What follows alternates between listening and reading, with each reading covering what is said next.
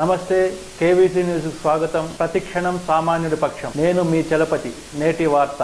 జర్నలిస్టులపైన భౌతిక దాడులు,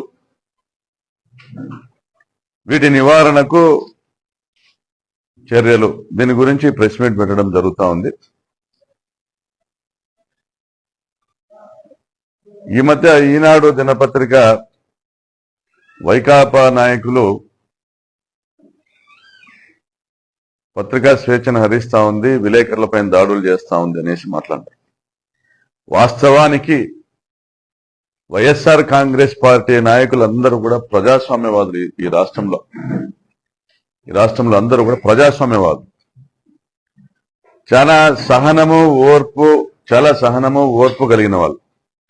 ఈ రాష్ట్రంలో వైఎస్ఆర్ కాంగ్రెస్ పార్టీ శాసనసభ్యులు గాని, మంత్రులు గాని, ప్రజాప్రతినిధులు గాని, పార్టీ నాయకులు గాని ఎంత ఓర్పుగా, ఎంత సహనంగా ఉన్నారంటే,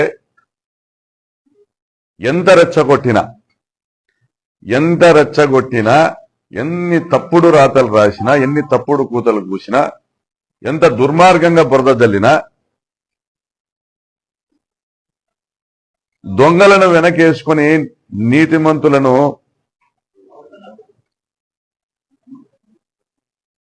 అవినీతి పరులని రాతలు రాసినా కూడా ఓర్పుగా వినడమో లేదా నెగ్లెక్ట్ చేయడమో చేస్తాను. ఈరోజు ఆంధ్రజ్యోతి, టీవీ5, ఈనాడు పత్రికలని, నాకు తెలిసి ఈనాడు కూడా ఉండొచ్చు, బహుశా వైఎస్ఆర్ కాంగ్రెస్ పార్టీ బ్యాన్ చేసినాం. మా ప్రెస్ మీట్లకు రావద్దండి అని చెప్పినాం, మా మీటింగులకే రావద్దండి అని చెప్పి. మరి మీటింగులకు రావద్దండి, ప్రెస్ మీట్లకు రావద్దండి అని చెప్పినప్పుడు నువ్వు అదే పనిగా ఏబిఎన్ బ్యాడ్జ్ వేసుకొని వచ్చినటువంటి కృష్ణని మరి ఎవరు రెచ్చగొట్టి పంపించినారు? మరి ఈ మధ్యనే హనుమంత్ రెడ్డి అని ఒక విలేకరిని వినరాని భాష మాట్లాడడానికి సభ్య సమాజం తొలగించుకునేటువంటి భాషలో కొంతమంది తిట్టినారు.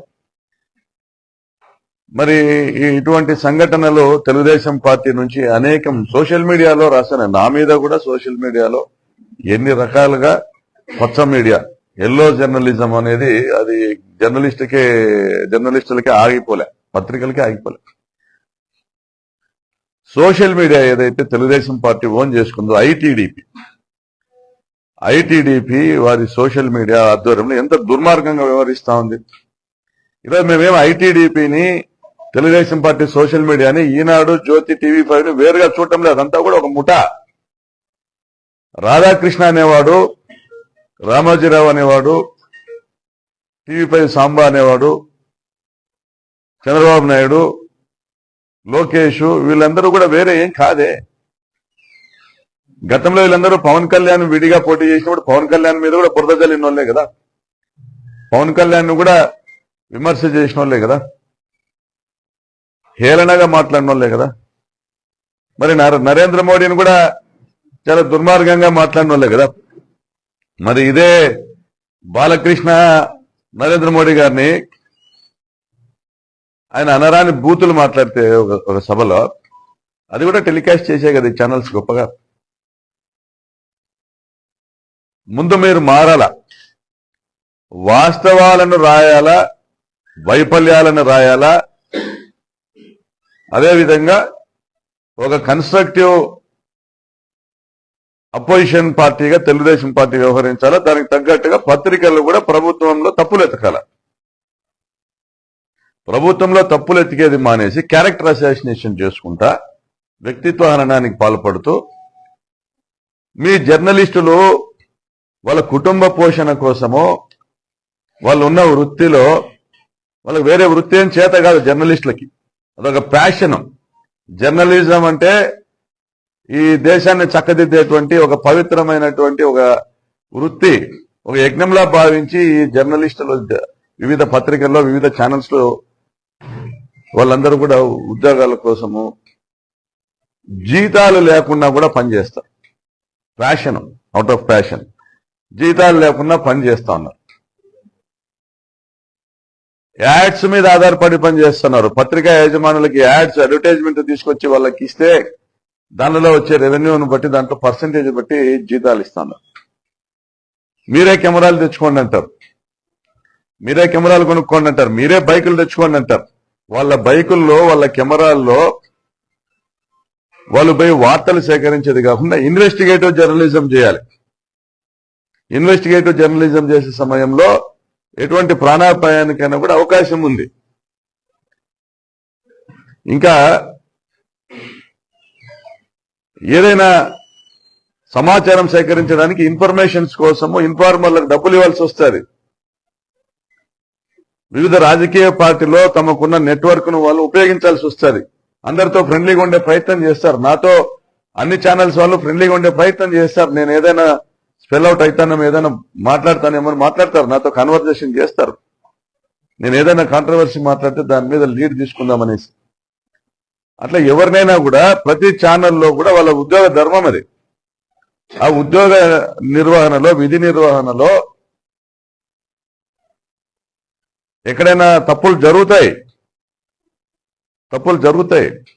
దీన్ని ఒక పార్టీకి ఆపాదించడం కరెక్ట్ కాదు. మరి మీరు ఏమంటారు? ఇక్కడ ఉన్నటువంటి బాలపోతన్న నాకు చాలా ఆప్తుడు. గత 25 సంవత్సరాలుగా నాతో ప్రయాణం చేస్తా ఉన్నాడు రాజకీయంగా. మా సొంత మండలం ఆత్మకూరు మండలం సిద్ధరాంపురం గ్రామము. ఎన్నికల రోజున 2019 పోలింగ్ రోజున ఆ గ్రామంలో ఉన్నటువంటి పరిటాల సునీత బంధువులు, అగ్రవర్ణాల వాళ్ళు ఇతను పోలింగ్ ఏజెంట్ గా కూర్చోంటే బయటికి ఇచ్చి కొట్టి ఆ రోజు 4-5 కుట్లు పడినాయి, గాయాలైనాయి. మళ్ళీ పోలీసులు వచ్చి అదే రక్తం ఓడుతా ఉంటే అట్లనే పోలింగ్ ఏజెంట్ కూర్చొని ఎలక్షన్ జరిపినటువంటి వైఎస్ఆర్ కాంగ్రెస్ పార్టీ వీర విధేయుడు. ఇతనికి మార్కెట్ యార్డ్ వైస్ చైర్మన్ ఇచ్చాము. మండల కన్వీనర్ గా 6-7 ఏళ్లు చేశాడు. ఇతను స్టేజ్ పాస్ తీసుకొని మన సభలో స్టేజ్ మీద ఉన్నాడు. మీటింగ్ అయిపోయినాక వచ్చేటప్పుడు మా వెహికల్స్ లో ఎక్కడానికి ఆయన ప్రయత్నం చేసినప్పుడు మా వెహికల్స్ లో ఎక్కినాడు. బహుశా హరి వెహికల్ అనుకుంటా. ఎక్కినాడు. ఒక ఎమ్మెల్సీ చిత్తూరు జిల్లా ఆయన వచ్చి, అన్న నాకు ఇబ్బంది అవుతుంది, ఇంత జనంలో దారి తప్పిపోతానేమో, మీరు ఎక్కించుకోండి అంటే మా వాళ్ళు ఆయన ఎక్కించుకున్నారు. ఆ క్రమంలో నేను నడుచుకుంటూ పోతానులే అన్న పోయినాడు. సుమారు 5:30, 6:30 ఆ సమయంలో మరి ఇతని పైన దాడి చేసినారు. 6 కుట్లు పడినాయి. కుమార్ హాస్పిటల్ అడ్మిట్ చేస్తే నేను కూడా పోయినా. 6 కుట్లు పడినాయి. మరి ఎవరు దాడి చేసినట్టు? తెలుగుదేశం పార్టీ వాళ్ళే దాడి చేసింటారని మా అభిప్రాయం కూడా. తెలుగుదేశం పార్టీ వాళ్ళే దాడి చేసింటారని నా అభిప్రాయం. ఆయన ఇంకా ఇప్పటికి చెప్పట్లే ఎవరు దాడి చేశారని.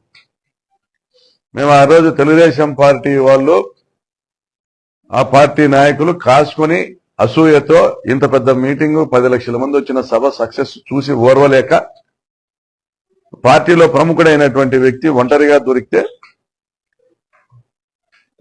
అతి సమీపం నుండి రాయి తీసి మొగానికి విసిరితే పెదవి పగిలి రక్తం ఓడుతా రక్త గాయాలతో ఆయన కుమార్ హాస్పిటల్లో తీసుకొచ్చి ఆయన అడ్మిట్ చేసినారు. ఈ ఫోటోలు కూడా దెబ్బ తగిలినప్పటి ఫోటోలు కూడా మీకు చూపిస్తారు. మరి దీన్ని ఏమనాలా? ఆ రోజు రాత్రి దెబ్బలు తగిలినప్పుడు ఏమనాలా? ఎవరు మరి? ఆంధ్రజ్యోతి వాళ్ళు దాడి చేసినారనన్నా, ఈనాడు వాళ్ళు దాడి చేసినారనన్నా, మరి చంద్రబాబు దాడి చేయించాడనన్నా, పోనీ స్థానికంగా ఉన్నటువంటి టీడీపీ నాయకులు దాడి చేశారని చెప్పాలనా? ఏం చెప్పాలా? ఒక అంత పెద్ద కార్యక్రమం జరిగినప్పుడు 10 లక్షల మంది వచ్చినప్పుడు చూడ్డానికి వచ్చే వాళ్ళు ఉంటారు. వైఎస్ఆర్ అభిమానులు కాకుండా చూడ్డానికి వచ్చిన వాళ్ళు ఉంటారు. ఏం జరుగుతుందో విందామనేసి ప్రతిపక్షం వాళ్ళు వినడానికి వచ్చుంటారు. అందరూ వచ్చుంటారు. మరి జరిగిన దాడిలో వాస్తవాలను, ఆ ఫిల్మ్ ఏదైతే వీడియో బయటకు వచ్చిందో, ఎవరైతే అది దగ్గరగా ఉండి షూట్ చేసినారు, ఒక మనిషిని అమానవీయంగా దాడి చేసి కొడతా అంటే వాళ్ళని ఆ దాడి నుంచి తప్పించే ప్రయత్నం చేయాల. అదే ఏబిఎన్ కి సంబంధించినటువంటి ఇంకొక ఉద్యోగి కూడా అక్కడి నుంచి జారుకోవడం కూడా గమనిస్తా ఉంది.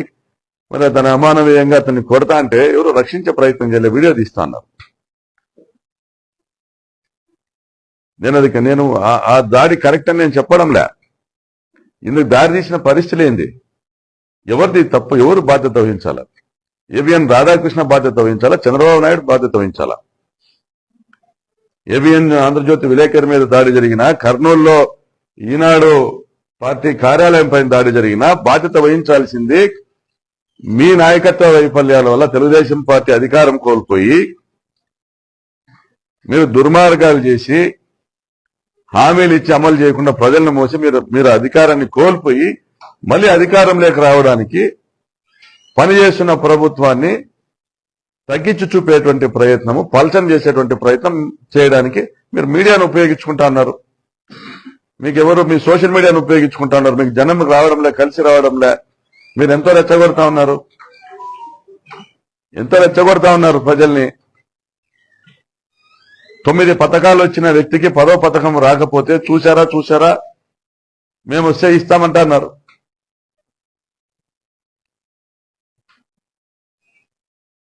స్పెసిఫైడ్ యూనివర్సిటీస్ లో విదేశీ విద్యకు సంబంధించి నోటిఫైడ్ యూనివర్సిటీస్ లో మాత్రమే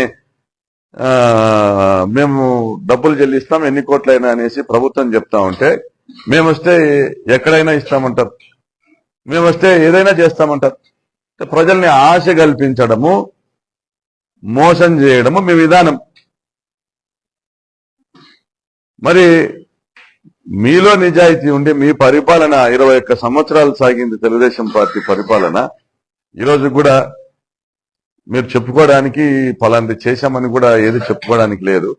మరి మీ వైఫల్యాల వల్ల మీరు అధికారం కోల్పోతే ఎందుకు ఆంధ్రజ్యోతి విలేకరులు దెబ్బలు తినాలా మీకోసం తప్పుడు రాతలు రాసి? ఎందుకు ఈనాడు విలేకరులు దెబ్బలు తినాలా మీకోసం తప్పుడు రాతలు రాసి? ఎందుకు నష్టపోవాలా ఆంధ్రజ్యోతి, టీవీ5, ఈనాడు విలేకరులు? మరి మీరు చేస్తున్నది ఏంది? తెలుగుదేశం పార్టీ కార్యాలయంలో ఒక తెలుగుదేశం పార్టీ నాయకుడి కుమారుడిని ఐటీడీపీ అధ్యక్షునిగా పెట్టుకుని మీరు చేసింది ఏంది? లండన్ నుంచి కాల్స్ చేయించి, లండన్ నుంచి పోస్టులు పెట్టించి, విదేశాల నుంచి పోస్టులు పెట్టించి దాన్ని హైర్ చేసుకొని మనుషుల్ని ఓ 15-20 మందిని హైర్ చేసుకొని 15-20 మందిని హైర్ చేసుకొని వాళ్ళ ద్వారా ఒక్కొక్కరు ఒక జిల్లాని కంట్రోల్ చేసుకుంటా ఒక్కొక్క జిల్లాకి 200-300 మందికి మీరు రీఛార్జ్ చేస్తూ మొబైల్స్ లో అసలు దారుణమైన పోస్టులు, వైఎస్ఆర్ కాంగ్రెస్ పార్టీ నాయకుల కుటుంబ సభ్యులపైన దారుణమైన పోస్టులు, వైఎస్ఆర్ కాంగ్రెస్ పార్టీ నాయకులపైన దుర్మార్గమైన పోస్టులు. ఇది ఏ విలువలకు అర్థం పడుతుంది? ఇది రాజకీయంగా తెలుగుదేశం పార్టీ విలువలు లేకుండా ప్రవర్తిస్తా ఉంది.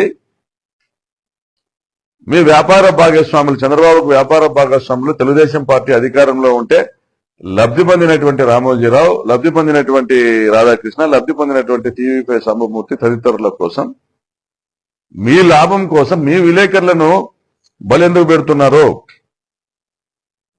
మరి దీనికేం సమాధానం చెప్తారు? ఈనాడు పత్రిక రాసే ముందు నాకు కూడా 100 సార్లు అనిపించింటారు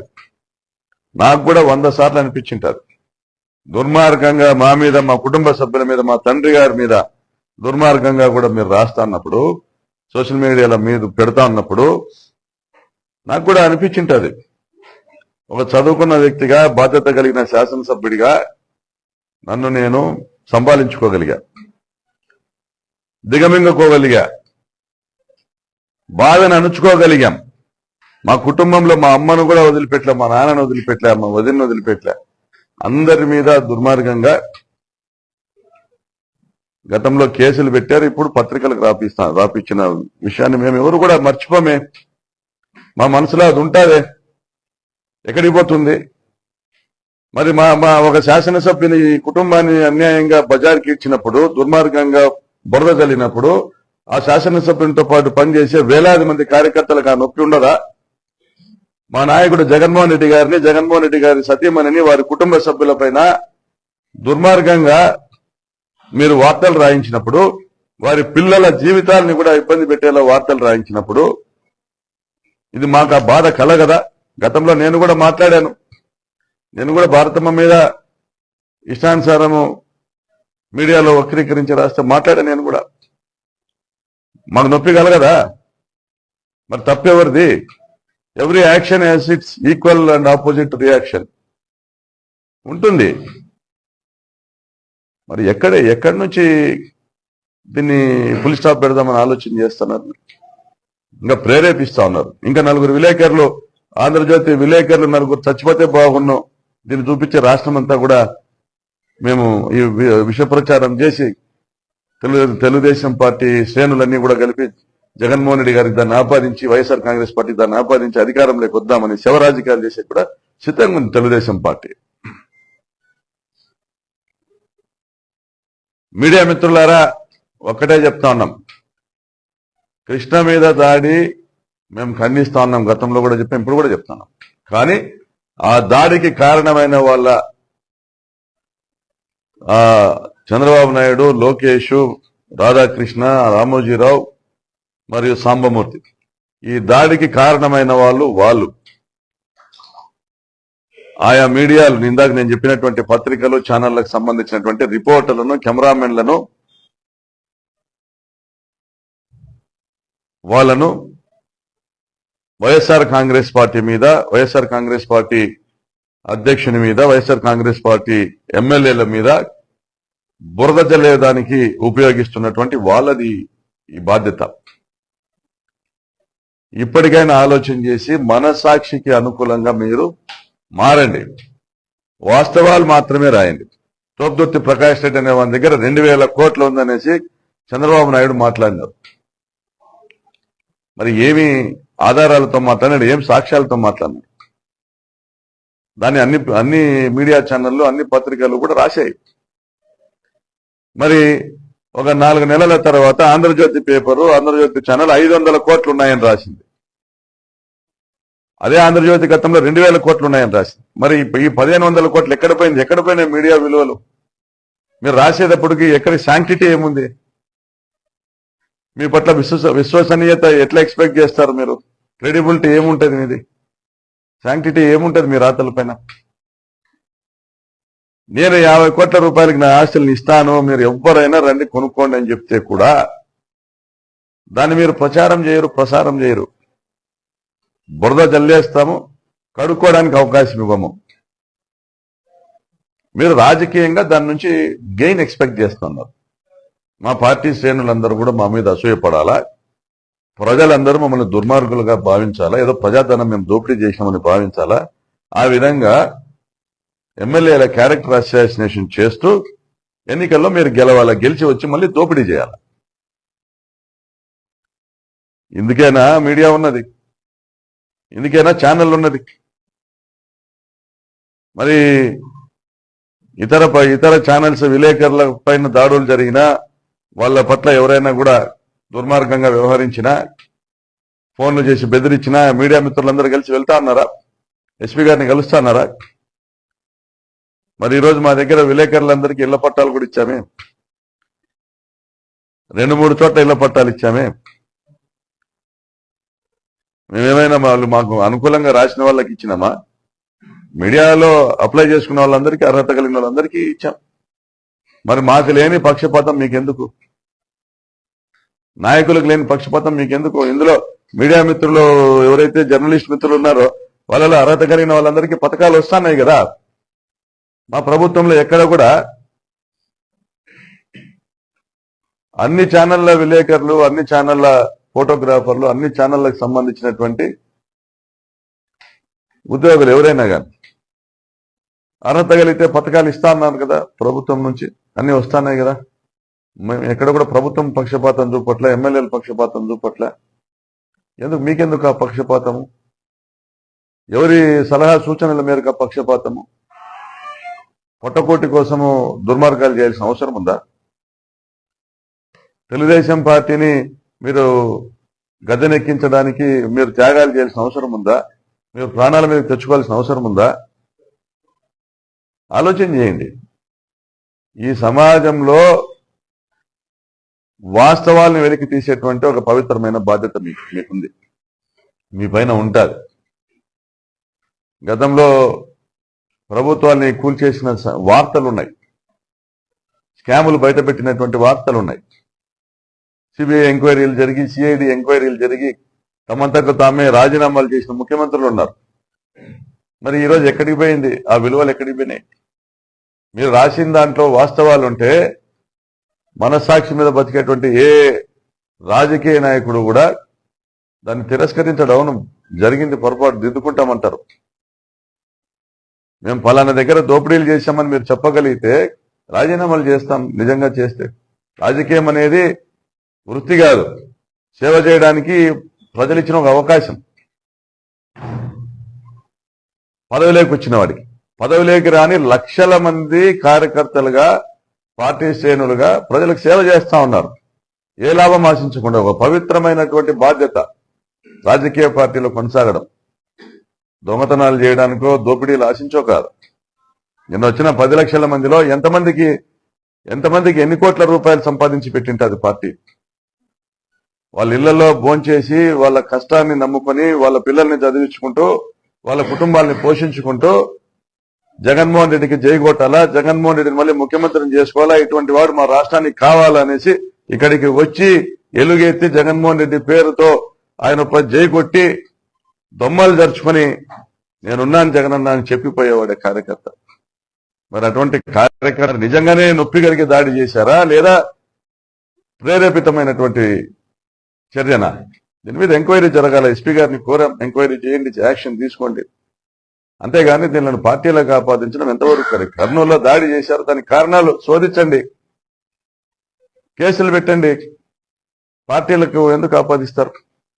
అదేవిధంగా మీరు రాసేటువంటి వార్తల మీద కూడా 1-2 సార్లు చూసుకోండి. మీరు పంపించే వార్తలు మీ డెస్క్ లో ఏమైతున్నాయి, మీ స్టేట్ లో ఎడిషన్ లో ఏం జరుగుతుంది, ఇవి కూడా చెక్ చేసుకోండి. మీరందరూ బాగుంటేనే రాష్ట్రం బాగుంటుంది. మీరందరూ తప్పుదోవ పడితే రాష్ట్రం చెడిపోతుంది.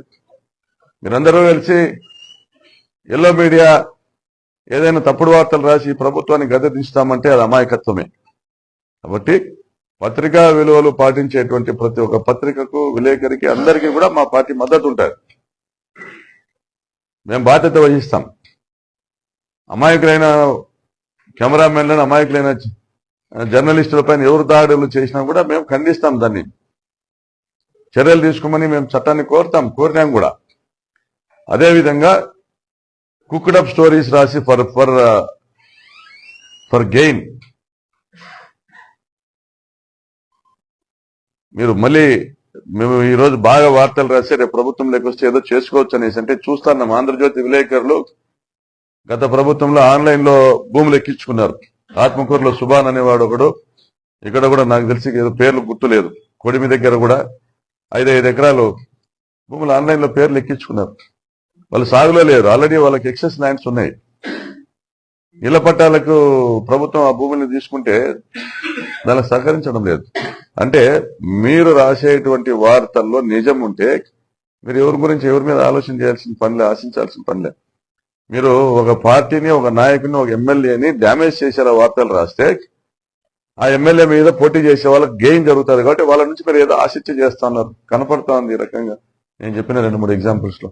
కాబట్టి ఆ రకంగా ఆశించుకోకుండా పత్రికా విలువలు పాటించమని కోరుతూ చట్టపరమైన చర్యల్ని తప్పనిసరిగా ఎస్పీ గారు తీసుకుంటారు. విపరీత ధోరణితో వెళ్ళేటువంటి కార్యక్రమాలను ఇప్పటికైనా స్వస్తి పలకమని కోరుతాం.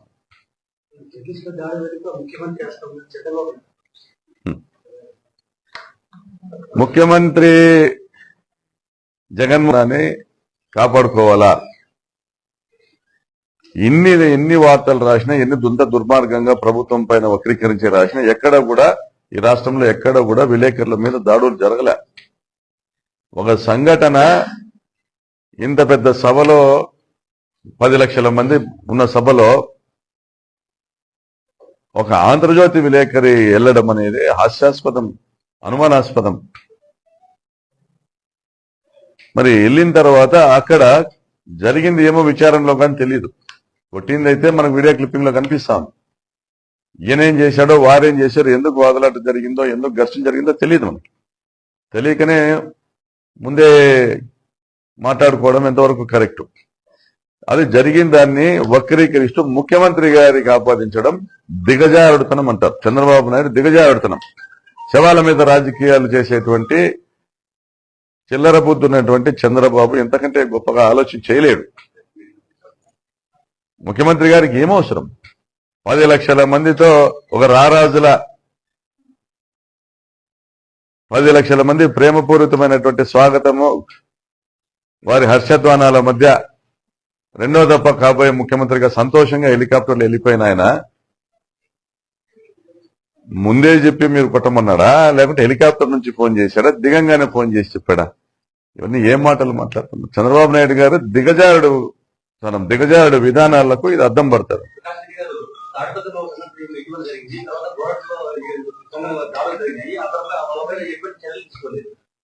గోరంట్లలో దాడి జరిగిందనే విషయం నాకు తెలుసు. దాని మీద ఏదో కేసు కట్టినారనే విషయం కూడా నాకు తెలుసు.